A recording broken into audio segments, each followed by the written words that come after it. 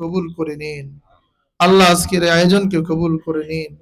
আয় আল্লাহ, আপনার বান্দা আল্লাহ আমাদের এই দেশের রাষ্ট্রনায়ক ছিলেন শহীদ প্রেসিডেন্ট জিয়াউর রহমান, যার জন্ম হয়েছিল 1936 সালে, যাকে নির্মমভাবে হত্যা করা হয়েছে 1981 সালে।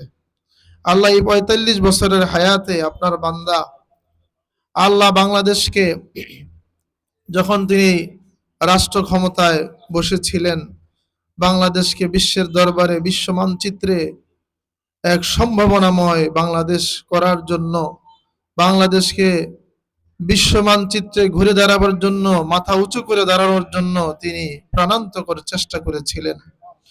আয় আল্লাহ, ভবিষ্যতে তিনি বিশ্ব মুসলিম নেতৃত্বের একটা সম্ভাবনা ছিল, কিন্তু শত্রুরা তাকে বাঁচতে দিল না। নির্মমভাবে চট্টগ্রামের সার্কিট হাউসে তাকে হত্যা করা হয়েছে, শহীদ করা হয়েছে।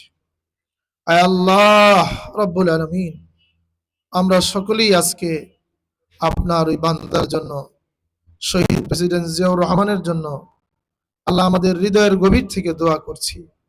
আল্লাহ, আপনি আপনার বান্দাকে ক্ষমা করে দিন।